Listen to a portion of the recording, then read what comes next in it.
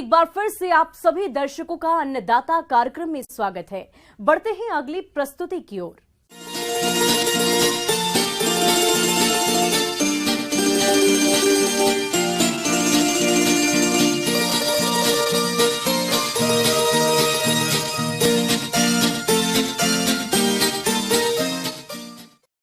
प्रदेश के जो किसान भाई मछली पालन करते हैं, उनकी मछलियां सही प्रबंधन के अभाव में कई रोगों की चपेट में आ जाती है और मरने लगती है।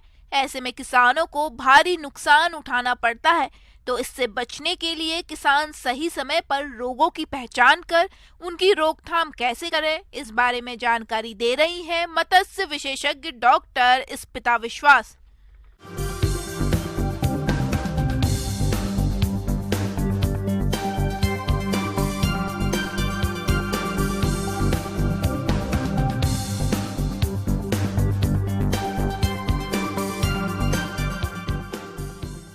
नमस्कार किसान बंधुओं, जैसे कि आपको पता है मछली एक जलीय जीव है और साथ ही साथ उसका जो वातावरण के साथ उसका अनुकूल होना बहुत ही उचित है।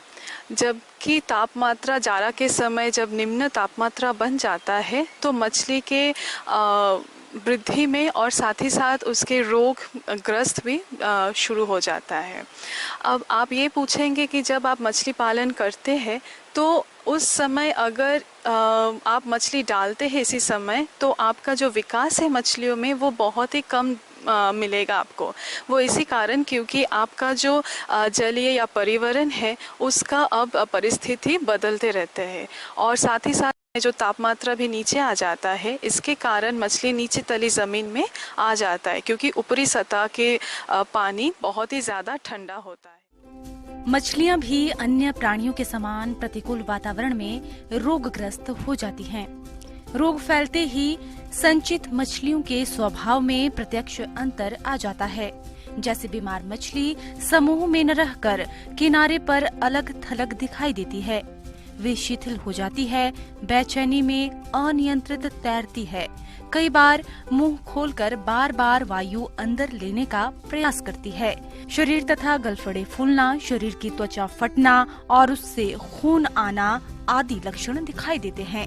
अगर मछलियों में होने वाले इन रोग के कारणों की बात करें तो तालाब का कुप्रबंधन, पानी की गुणवत्ता, तापमान, पीएच, ऑक्सीजन, कार्बन डाइऑक्साइड आदि की असंतुलित मात्रा मछली के लिए घातक होती है। कई बार रोगजनक जीवाणु और विषाणु पानी में रहते हैं। जब मछली प्रतिकूल परिस्थिति में कमजोर हो जाती है तो उस पर जीवाणु या फिर विषाणु आक्रमण करके रोगग्रसित कर देते हैं, जिससे मछली की बढ़वार रुक जाती है तथा कालांतर में तालाब में मछली मरने भी लगती है।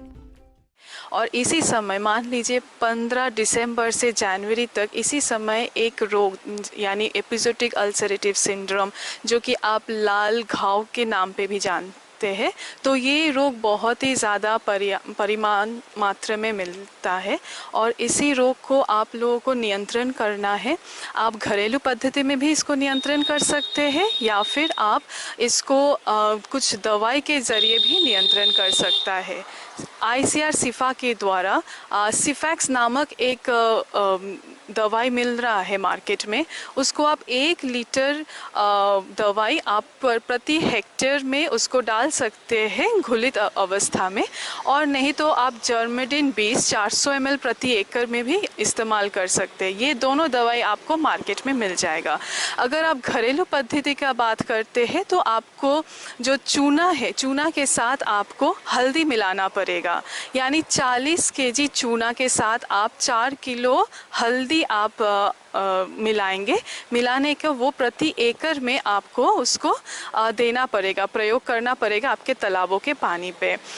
ये बात हमेशा ध्यान रखिए, जब भी आप घरेलू पद्धति को जब आप उपचार के रूप से इस्तेमाल करते हैं तो हमेशा ये ध्यान रखें कि आपका मछली में रोगग्रस्त है कि नहीं। अगर रोगग्रस्त ज़्यादा मात्रा में है तो आपको हर 1 हफ्ते के अंतराल में ही ये घरेलू पद्धति को आपको इस्तेमाल करना पड़ेगा। इसका असर धीरे धीरे होगा और आपका रोगग्रस्त से आपको ये बहुत ही ज़्यादा कम हो जाएगा। ड्रॉम्पसी रोग ये रोग उन पोखरों में होता है जहां पर्याप्त भोजन की कमी होती है। इसमें मछली की धड़ उसके सिर के अनुपात में काफी पतला हो जाता है और दुर्बल हो जाता है।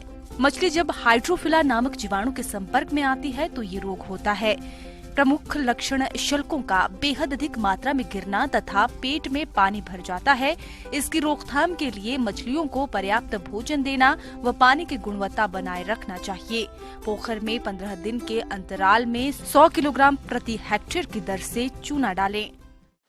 और एक चीज़ कर सकते हैं आप खाने के साथ में भी, क्योंकि अभी मछली में खाने भोजन की मात्रा कम हो जाएगा, तो आप क्या कीजिएगा, हर 100 मिलीग्राम आप टेरामाइसिन या सल्फाडाइजिन ये आप दवाई ले सकते हैं।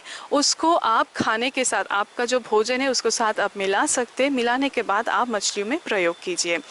और चौथा, आप 200 किलोग्राम भाखरा चूना प्रति एकड़ भी आप इस्तेमाल कर सकते हैं ताकि वो एक प्रिवेंटिव मेजर की तरह काम करे।